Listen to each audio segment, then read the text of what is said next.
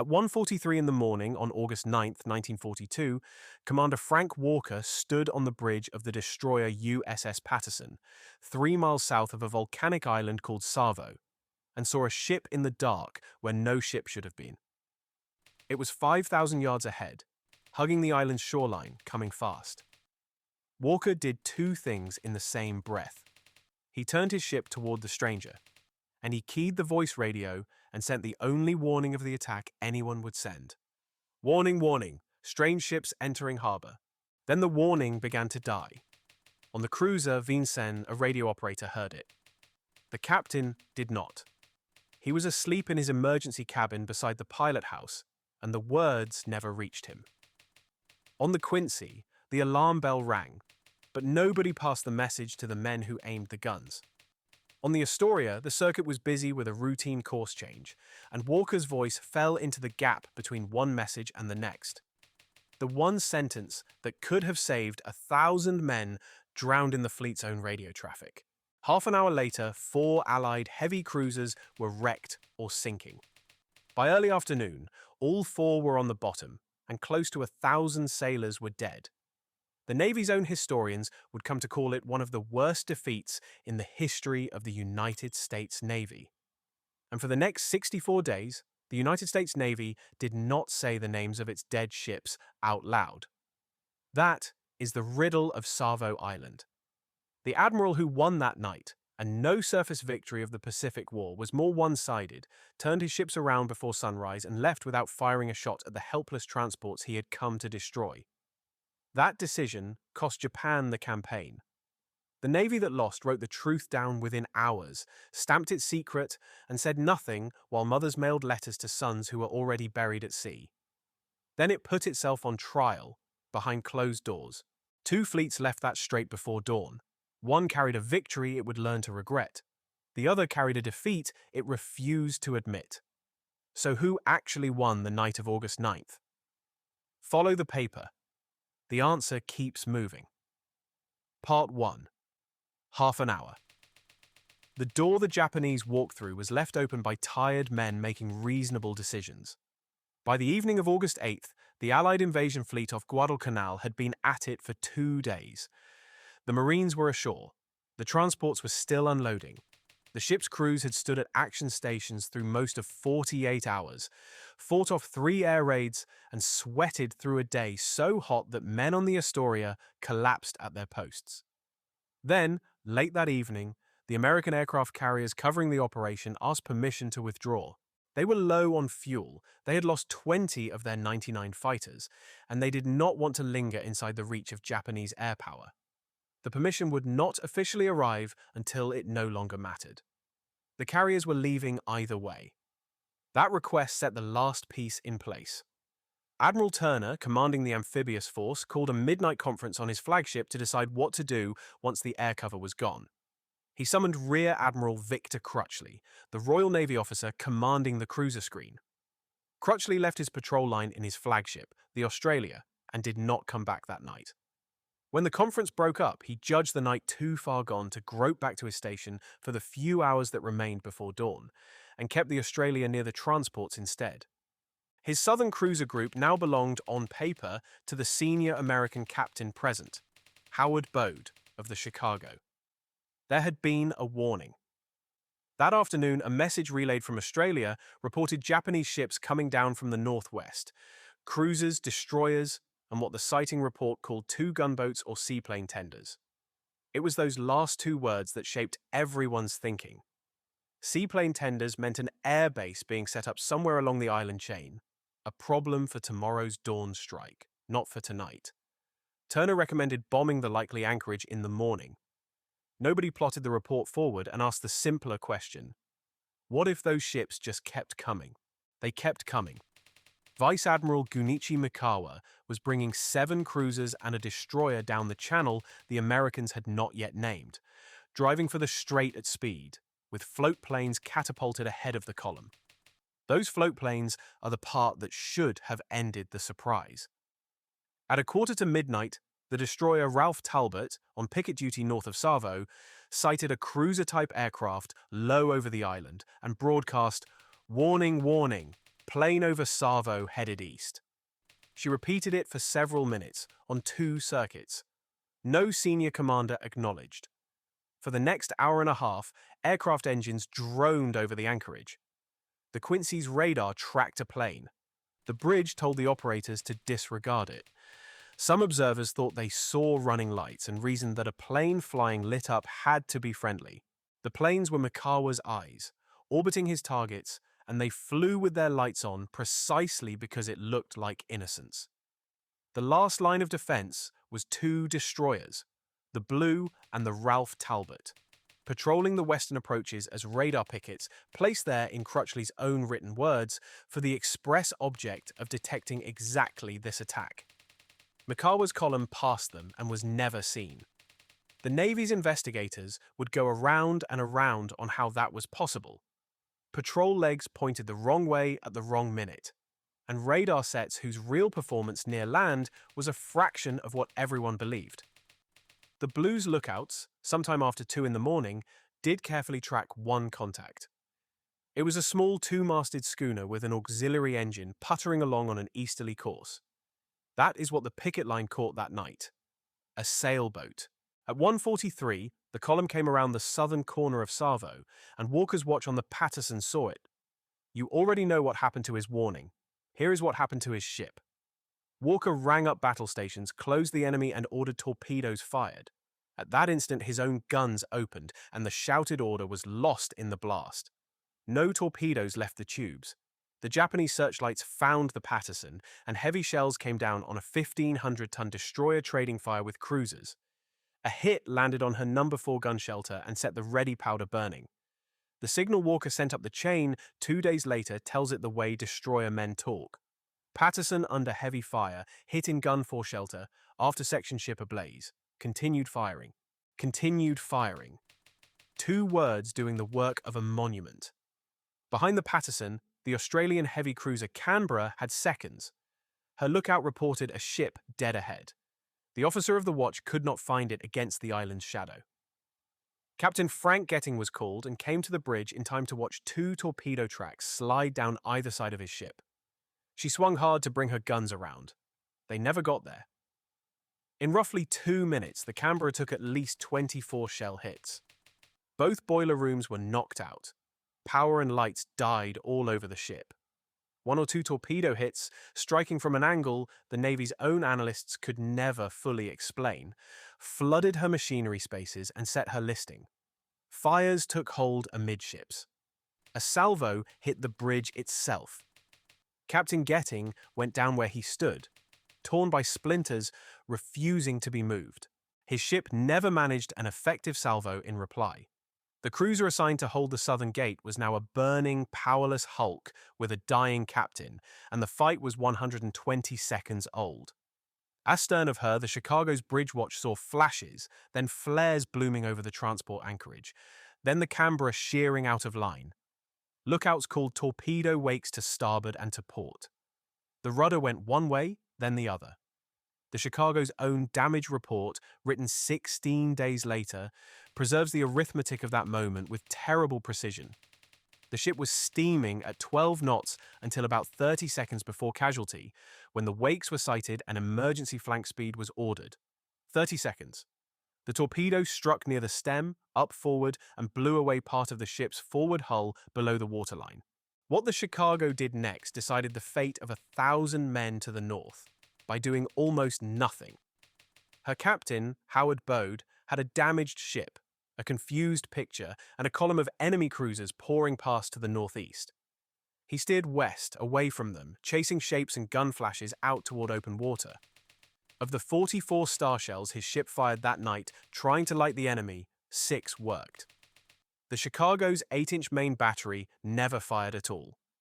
And from the ship left in command of the Southern Group, no contact report, no warning went out to anyone. The Navy would remember that silence. The Japanese column was already gone.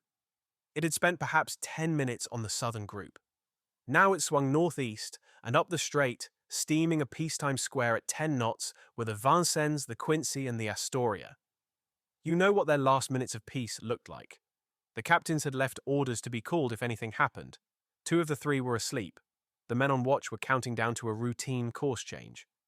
When Walker's warning came over the radio, it died on all three ships in three different ways. What came next was not a battle. It was an execution with a countdown nobody could hear. At about 1:50, flares hung in the sky astern of the American column. Then searchlights, 3 of them, snapping on one after another, each settling on a cruiser. On the Astoria, the gunnery officer, Lieutenant Commander William Truesdell, had already trained the main battery out toward the lights on his own initiative. The first Japanese salvo landed 500 yards short. The second landed closer. Truesdell asked the bridge for permission to fire, got silence, and gave the order himself. His captain, William Greenman, woke to the sound of his own guns. He reached the pilot house convinced his ship was shooting at friends, and the exchange that followed was written down by his officers afterward, almost word for word. Who sounded the general alarm? Who gave the order to commence firing? I think we are firing on our own ships. Let's not get excited and act too hasty. Cease firing. The guns fell silent while Japanese salvos walked closer. Word came up from control. These are Japanese cruisers. The talker relayed the gunnery officer's plea from below. For God's sake, give the word to commence firing. Greenman gave it, with a sentence that stands for the whole night. Whether our ships or not, we will have to stop them. The pause had cost the Astoria a minute or two. The 5th Japanese salvo arrived amidships, and after that they did not miss. Turret 1 took a direct hit and burned out. The boat deck caught fire. The hangar caught fire. Men in the engine rooms were driven out by smoke pulled down their own ventilators. On the Quincy, it went faster and worse. She had sounded battle stations late. Her gun crews were still closing up when the lights found her. Her bridge got off one order, fire on the searchlights, and her 9-gun broadside answered at least once. Then the shells came down on her in sheets. A plane on her catapult caught fire and turned the ship into her own torch. Her turrets were hit one by one. A torpedo opened her fire rooms, and on the bridge, Captain Samuel Moore's last recorded words went down the voice tube to the men below. "We're going down between them. Give them hell." An officer who climbed to that bridge minutes later found a quartermaster alone at the wheel, spinning it, trying to beach the ship on Savo Island, because those were the last orders the captain had given him. There was no steering control left to obey the wheel. The captain was on the deck among his dead. The ship was listing, her forecastle going under. At about 2:35, the Quincy rolled over and went down, the first of the cruisers to go to the bottom of the strait that would be named for nights like this one. The Vincennes lasted a few minutes longer. Her captain, Frederick Reefcoal, had ordered speed increased, then turns, hunting a way out of the light. 2 or 3 torpedoes hit her port side. Her turrets were smashed, her bridge was hit, and her communications died. At some point in the wreckage of the action, searchlights pinned her again. And Reefcoal, half convinced they might be friendly ships making a tragic mistake, ordered a large set of colors run up the one halyard he had left. The flag went up, and the only light that fell on it was the enemy's. His gunnery officer reported he had no guns left with which to answer. At 2:30, Reefcoal gave the order to abandon ship. Within about a quarter of an hour, the Vincennes rolled over and followed the Quincy down. Miles away, the man commanding the screening force was blind. Admiral Crutchley, aboard the Australia near the transports, could see flashes and burning ships and nothing else. At 2:26, he keyed a message to his commanders. "Are your groups in action?" The Chicago answered with 4 words that should be carved somewhere. Were, but not now. The Vincennes could not be raised, nor the Astoria, nor the Quincy. He tried them and got nothing, and later put his ignorance on paper in his own report. I was left completely in ignorance of the number or the nature of the enemy force and the progress of the action being fought. Even his order for the destroyers to rally on his flagship misfired. It went out in a cipher half his ships could not break that night. At 2:40, he logged what his eyes could see from miles away. 3 ships on fire between Savo and Florida Islands, and the firing stopped. The firing had stopped because Mikawa was done. His column regrouped north of Savo, pausing only to maul the picket destroyer Ralph Talbot in passing, and at 2:23 by the Allied clock, 3 minutes before Crutchley's question even went out, his flagship signaled, "All forces withdraw." Ahead of him, silhouetted by the flares his own planes had dropped, lay the entire point of the operation. The American transports, packed with the supplies and the future of the Guadalcanal landing, their escort now burning behind him. He had lost fewer than 60 men. His ships were nearly untouched. And he turned away. His senior staff officer, Toshikazu Omai, explained the decision 15 years later in, of all places, the Professional Journal of the United States Navy. They believed American carriers were waiting somewhere to the southeast. To reform, fight through to the anchorage, and finish the transports would take until first light. And daylight under enemy carrier planes meant, in Omai's words, meeting the fate the Japanese carriers had suffered at Midway. The bitter joke of the Pacific War lives in that sentence. The carriers he feared had already asked permission to leave and were steaming away from him as he made the call. So, the victor sailed home from the most one-sided night action of the war with his prize untouched. The transports survived. The Marines ashore kept their lifeline. 6 months of Guadalcanal grinding lay ahead, and the supplies Mikawa spared fed every week of it. The campaign he declined to finish was the one Japan lost. One of his cruisers never made it home. The next morning, hundreds of miles up the island chain and a few hours short of harbor, the Kako crossed the periscope of an American submarine and went down in minutes. Even the winner's luck ran on a clock. Part 2. Daylight. Dawn on August 9th came up on a strait full of burning ships and swimming men, and on a fleet that now had to do arithmetic no fleet wants to do. The Canberra was still afloat, on fire, listing without power 5 miles from Savo. Her crew had fought the flames with buckets through the night. The Patterson came alongside in the blackness to pass hoses and pumps, took off her wounded, and at one point had to cast off, cut every line, and face a sudden radar contact that turned out to be the Chicago. The two ships exchanged salvos and recognition signals in the pre-dawn murk before they knew each other. Nobody was hurt. It was that kind of night. The order from above was simple. The task force would withdraw, and any ship that could not steam by 6:30 would be destroyed. The Canberra could not steam.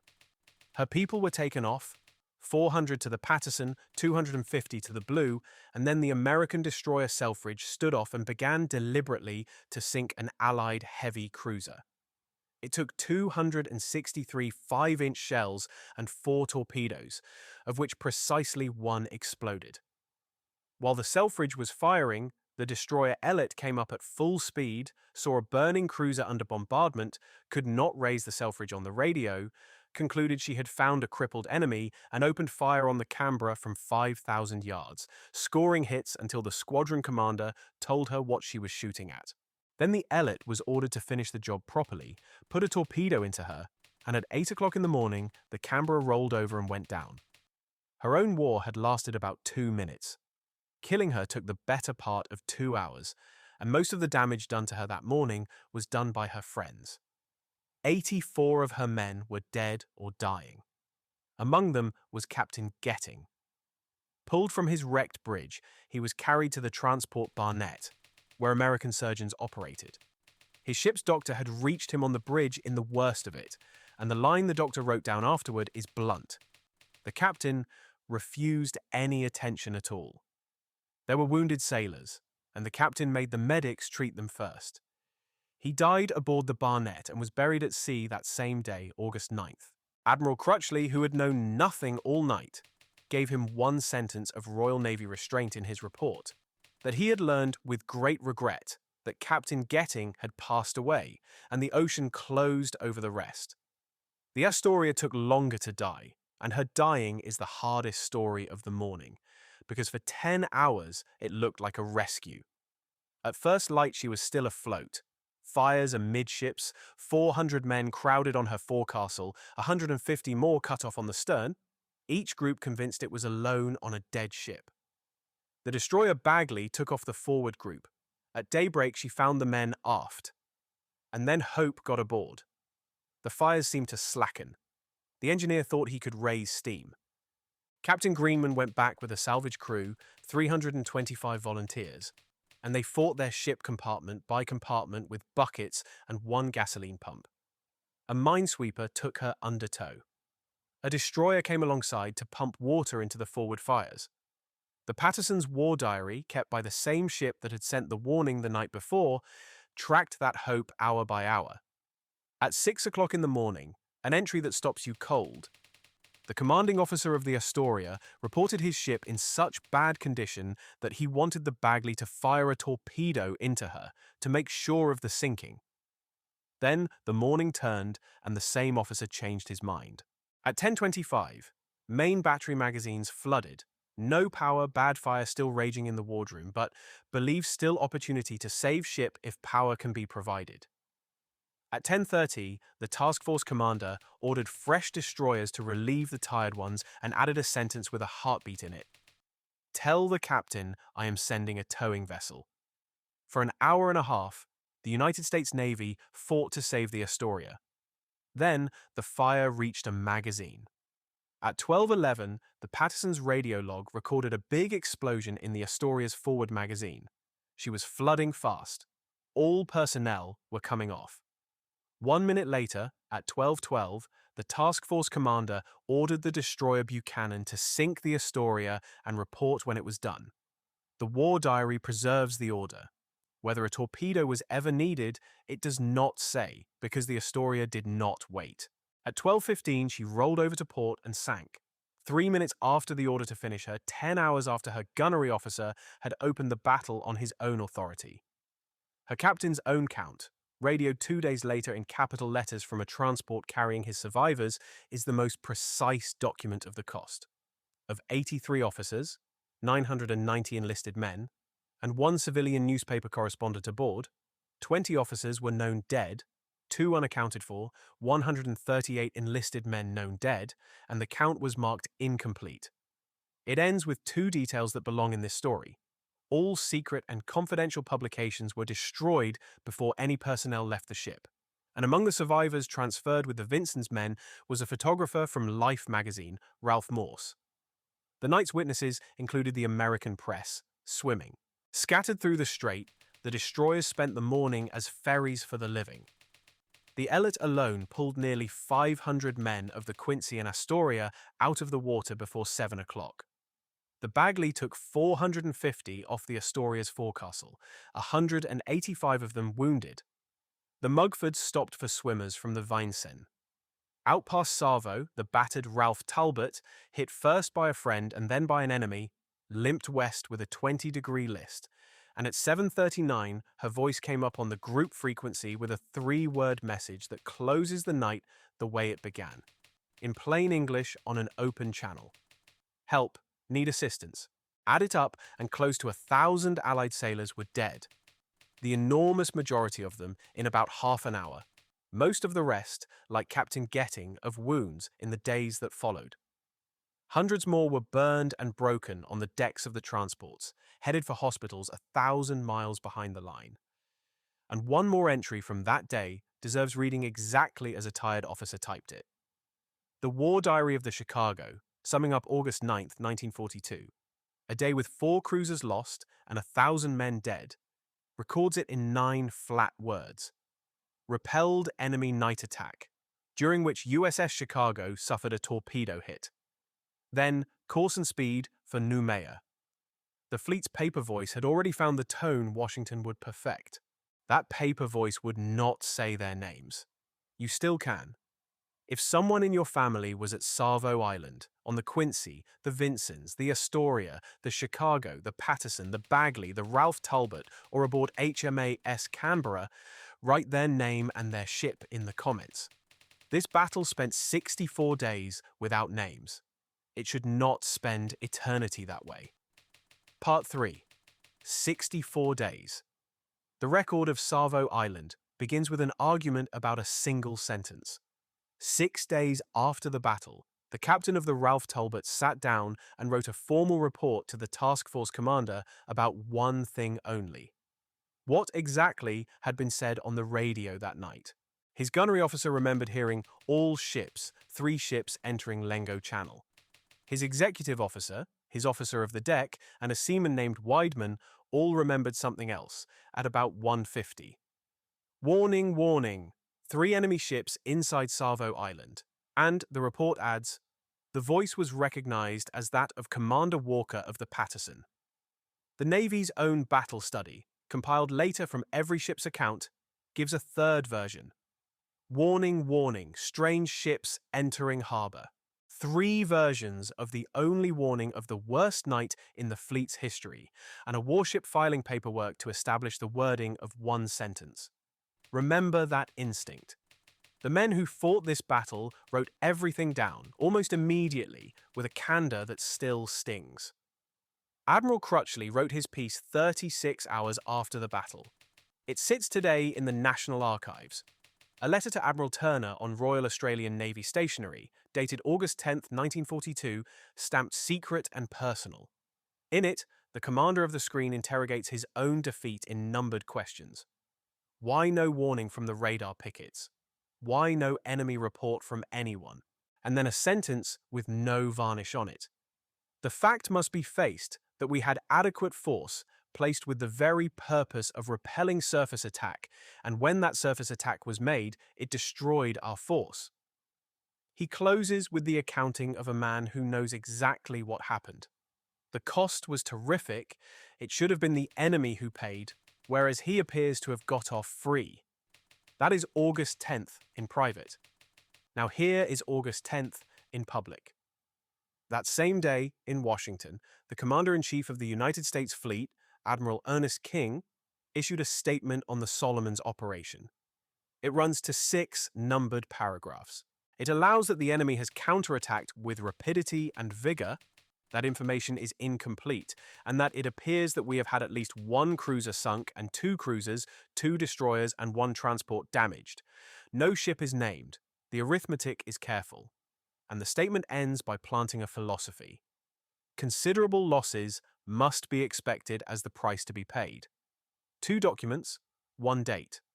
At sea, a commander writing, "It destroyed our force," under a secrecy stamp. In Washington, at least 1 cruiser sunk, unnamed. The distance between those 2 sentences is where the next 64 days happened. The daily communiques walked the line with care. August 9th, the day of the battle. It is still too early to announce results or to estimate either our own or enemy losses. August 11th, nothing further can be reported at this moment.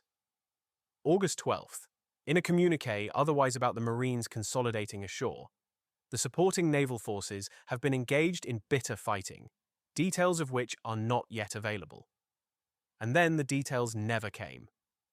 On August 29th, the Navy issued its first long account of the Guadalcanal operation, and the night of August 9th is in it, 1 paragraph long, told as a victory. The enemy attempted a strong thrust with surface vessels, and our cruisers and destroyers intercepted the attack and forced the enemy to retreat. The fighting, the paragraph says, resulted in damage to the enemy and to our forces. Damage to our forces. 4 cruisers lay on the bottom of the strait, and that phrase is their entire obituary. Not 1 word of the paragraph is false. Every impression it leaves is. The battle had gone from too early to announce to announced as a win. The paper, meanwhile, kept moving inside the walls.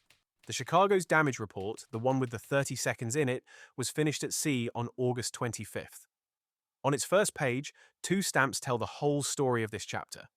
One is an arrival stamp, Commander-in-Chief, U.S. Fleet, received September 18, 1942.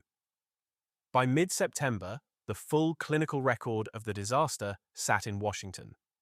The other stamp says declassified by executive order date, December 31st, 2012. 70 years. Whatever this silence was, it was not improvised. And here is the strangest part, the part we went looking for and did not find.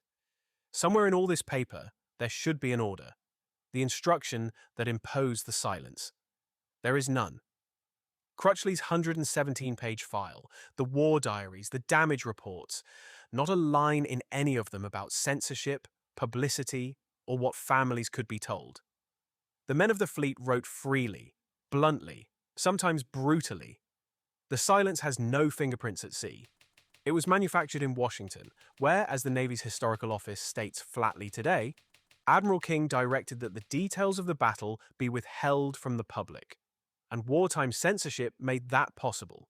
There was just one crack in the wall, and it opened 12 days after the battle, on the other side of the world. Australia had lost the Canberra, and Australia was not willing to lose her twice.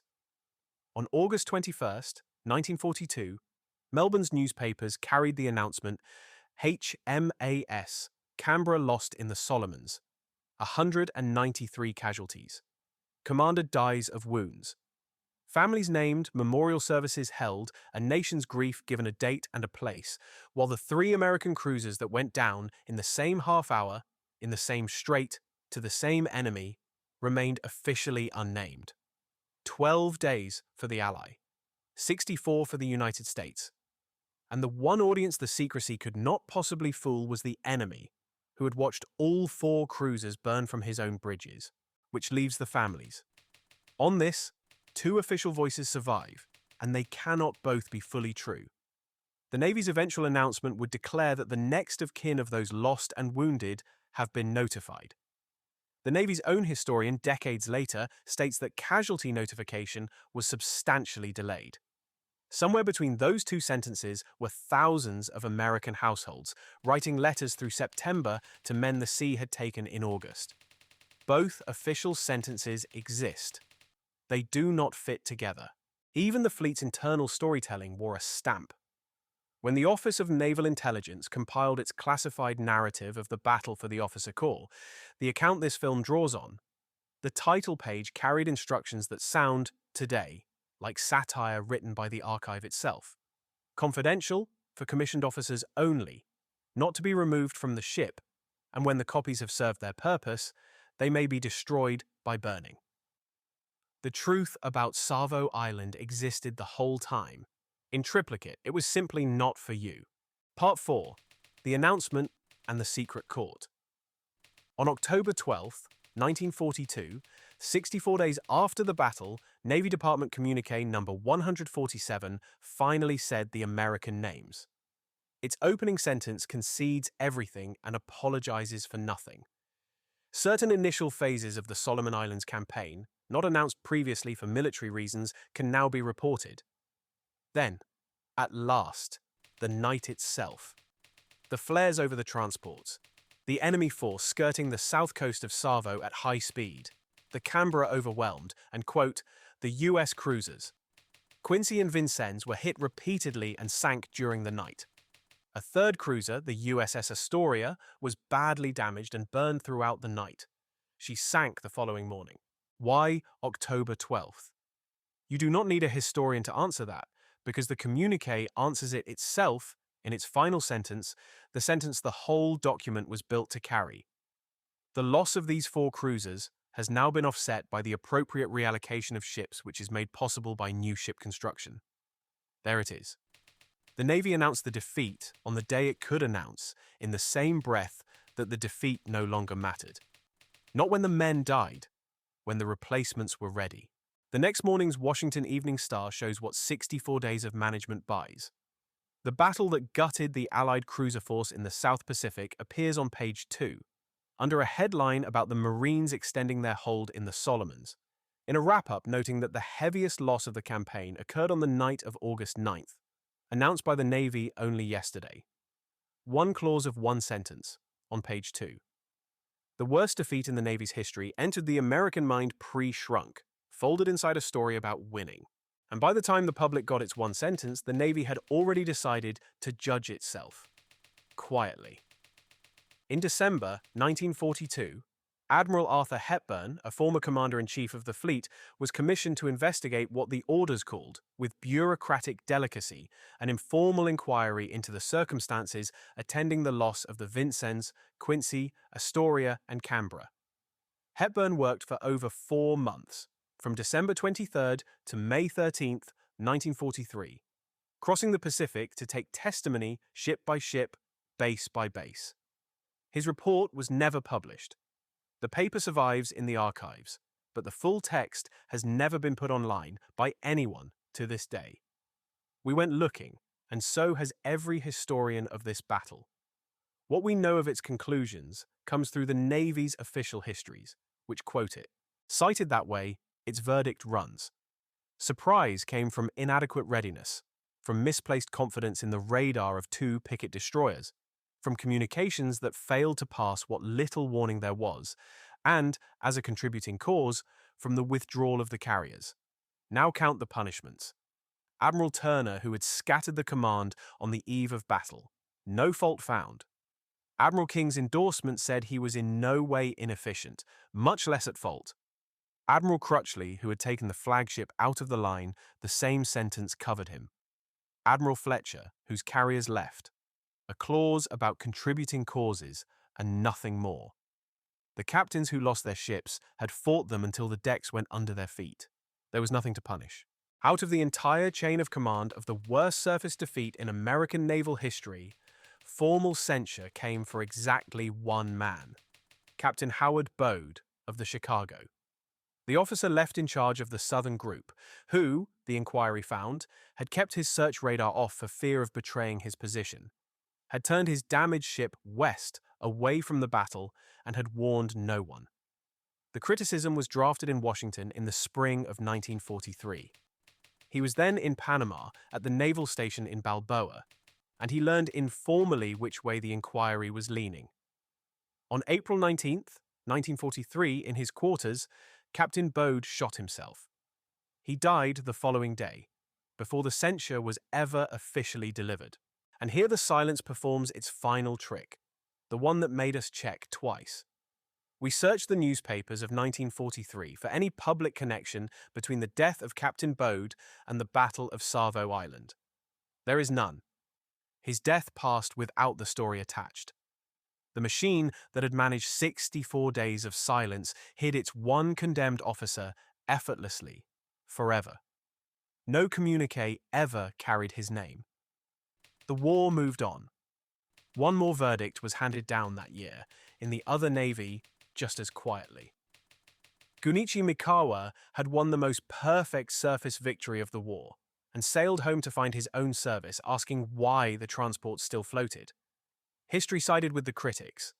The supplies he spared kept the Marines alive, Guadalcanal held, and by the time the campaign ended, the strategic tide of the Pacific had turned in the waters he had declined to finish. His own staff officer, Omai, the man who explained the withdrawal, wrote after the war that his admiral had lacked the determination to deliver the fatal blow. The victor of Savo Island spent the rest of his life explaining the night he won. So tally the ledger of the strait. The Japanese got a triumph that cost them the campaign. The Americans got a catastrophe that taught them night fighting, radar discipline, and the price of an unread warning, lessons that sank Japanese fleets a year later. The only man formally blamed died by his own hand, unnamed. The only commander who told the whole truth in the first 36 hours told it into a folder stamped secret. And the public got one clause of one sentence on page 2, 64 days late. The strait has a name now. The sailors gave it one before the war was over. So many ships went down between Savo and Guadalcanal, 4 Allied cruisers from this single night, and dozens of hulls in the months that followed, that the charts surrendered to what the men actually called it: Iron Bottom Sound. The name is the battle's only honest monument from the war years. It admits what is down there. The ships themselves are still on the bottom, upright in the dark. The expeditions that found them decades later reported the Canberra with her guns still trained where they pointed that night. And the strangest afterlife belongs to the names.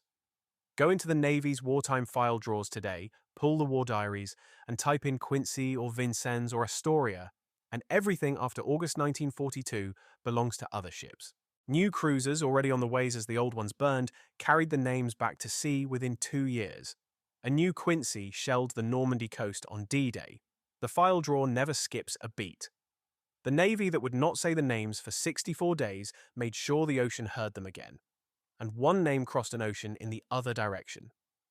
On October 16th, 1942, 4 days after the communique finally spoke, the Navy renamed a heavy cruiser it was still building. She had been laid down as the Pittsburgh in the shipyard town of Quincy, Massachusetts, of all the towns in America, and she went to sea as USS Canberra, in honor of the Australian cruiser that fell at Savo. Somewhere in that gesture is the apology no communique ever made. The men got their accounting slowly in fragments, the way this film got it.